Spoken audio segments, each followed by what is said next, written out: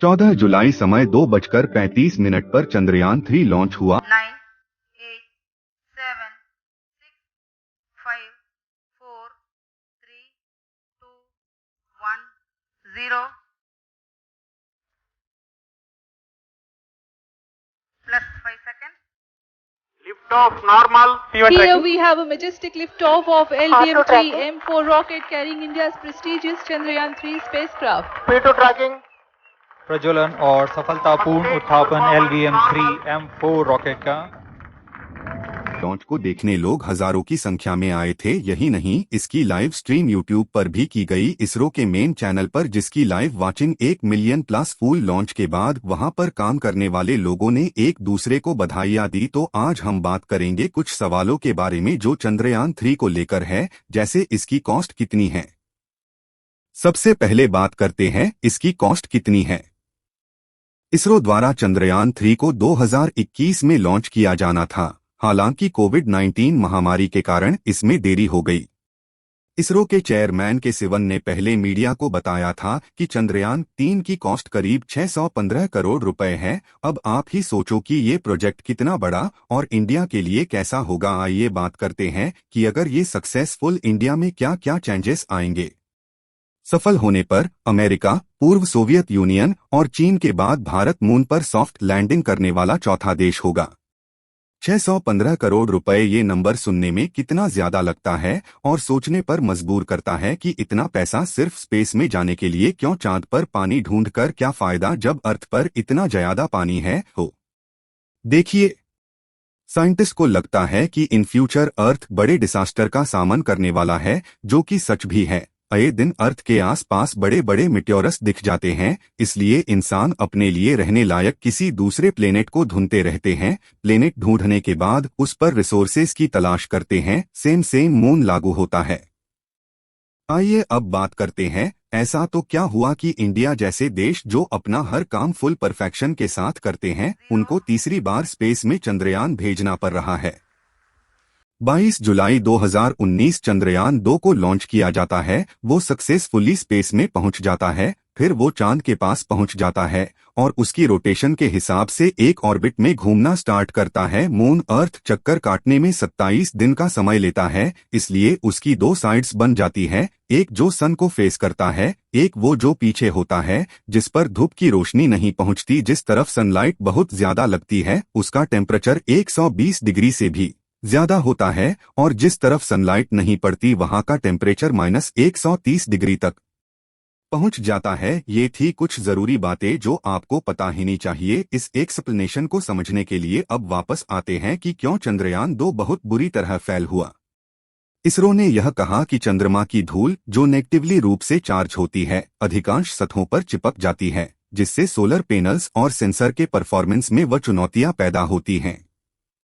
तापमान में चेंजेस भी चंद्र वातावरण को लैंडर और रोवर ऑपरेशन के लिए खराब बनाती है। चंद्रयान 2 के दौरान लैंडर और रोवर चंद्रमा पर धीरे से उतरने के बजाय क्रैश हो गए थे।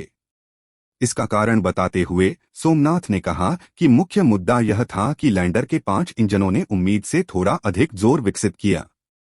इसरो प्रमुख ने पहले इस बारे में विवरण साझा किया था कि चंद्रयान 2 के विक्रम लैंडर के साथ क्या गलत हुआ था, क्योंकि यह चंद्रमा की सतह पर पहचाने गए 500 बाय 500 मीटर लैंडिंग और तेजी से बढ़ रहा था। इसके वेग को कम करने के लिए डिजाइन किए गए इंजन उम्मीद से अधिक जोर दे रहे थे, इसलिए वह सॉफ्ट लैंडिंग के बजाय क्रैश लैंडिंग हुई। आप लोग सोच रहे होंगे कि सॉफ्ट लैंडिंग में क्या प्रॉब्लम है। अगर अर्थ पर सॉफ्ट लैंडिंग कर सकते हैं तो मून पर क्यों नहीं। The entire process is autonomous, जिसका अर्थ है कि इसरो पृथ्वी से लैंडर को गाइड करने के लिए बहुत कुछ नहीं कर सकता है। पृथ्वी का एटमॉस्फेयर इतना घना है कि फ्रिक्शन के कारण अंतरिक्ष यान की लैंडिंग धीमी हो जाती है। हालांकि चंद्रमा ऐसा एनवायरनमेंट प्रोवाइड नहीं करता है जिसमें गति धीमी न की जाए, तो अंतरिक्ष यान क्रैश हो सकता है। क्या इंडिया चंद्रयान 2 वाली गलती दोहरा रहा है? आइए जानते हैं कि इस बार क्या नए मैकेनिज्म यूज किए गए हैं। चंद्रयान 3 में इसमें चंद्रयान 2 के समान एक लैंडर और प्रज्ञान रोवर शामिल है, लेकिन इसमें ऑर्बिटर नहीं है। इसका propulsion module communication relay satellite की तरह व्यवहार करता है। प्रणोदन module land rover rover configuration है जब तक कि अंतरिक्ष यान 100 किलोमीटर चंद्र कक्षा में न हो। इसी से रिलेटेड कुछ सवाल उठते हैं, जैसे हम LVM-3 propulsion module, lander, rover और रंभा जैसे उपकरणों जैसे कई शब्दों से परिचित होते हैं। यह थोड़ा कंफ्यूज करने वाला है। ये सब क्या है और इनमें से किसे चंद्रयान-3 कहा जाता है? LVM-3 वह रॉकेट है जो चंद्रयान-3 को ऊपर ले जाएगा और पृथ्वी के ऊपर एक फिक्स्ड पॉइंट पर छोड़ देगा। इसके साथ ही LVM-3 का काम खत्म हो जाएगा। अंतरिक्ष यान में दो भाग होते हैं, प्रोपल्शन और lander rover module. Propulsion module का मुख्य काम लैंडर रोवर पेलोड को चंद्रमा तक ले जाना है। आप प्रणोदन मॉड्यूल को एक ट्रक के रूप में और लैंडर रोवर पेलोड को कार्गो के रूप में सोच सकते हैं। चंद्रमा के करीब पहुंचने के बाद लैंडर रोवर पेलोड खुद को प्रोपल्शन मॉड्यूल से अलग कर लेगा और चंद्रमा पर गिर जाएगा। लैंडर में ऐसे इंजन लगे हैं जो गिरने की गति को धीमा कर देंगे, जिससे वह चंद्रमा पर क्रैश लैंडिंग करने के बजाय धीरे से नीचे उतरेगा। रोवर पहियों वाला एक छोटा ट्रॉली जैसा उपकरण है।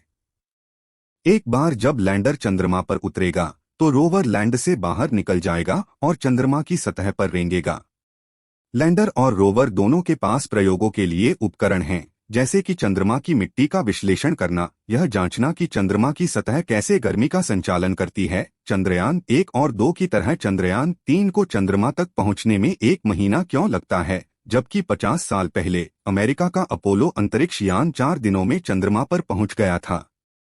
हम चंद्रमा पर सीधे रॉकेट भी दाग सकते हैं, बस रॉकेट बेहद बड़ा होना होगा। 384,400 किलोमीटर की दूरी तय करने के लिए रॉकेट को भारी मात्रा में ईंधन ले जाना होगा। ईंधन रॉकेट के वजन को बढ़ाता है, इसलिए इसे और अधिक शक्तिशाली बनाने की आवश्यकता होगी। 1969 में अपोलो 11 को चंद्रमा पर ले जाने वाला सैटर्न V रॉकेट 363 फीट लंबा था। LVM-3 142 फीट लंबा है। बड़े रॉकेट बहुत महंगे होते हैं। इसके अलावा कोई तात्कालिकता नहीं है। चंद्रयान-3 को चंद्रमा तक तेजी से पहुंचने की कोई आवश्यकता नहीं है। इसीलिए यह एक ऐसा मार्ग अपनाता है जो पृथ्वी के गुरुत्वाकर्षण का उपयोग करके रॉकेट को चंद्रमा की ओर ले जाता है। अब सवाल आता है कि चंद्रयान-3 मून पर लैंडिंग कब करेगा? अंतरिक्ष यान के लिए पृथ्वी से चंद्रमा तक की यात्रा में लगभग 1 महीने का समय लगने का अनुमान है और लैंडिंग 23 अगस्त को होने की उम्मीद है। लैंडिंग पर यह एक ल्यूनर डे करेगा, जो लगभग 29 पृथ्वी दिनों के बराबर है। चंद्रयान-3 में 3 प्रमुख घटक होंगे, एक लैंडर, एक रोवर और एक प्रोपल्शन मॉडल। अब बात आती है कि क्या चंद्रयान-3 चांद पर पानी ढूंढने जा रहा है? तो नहीं।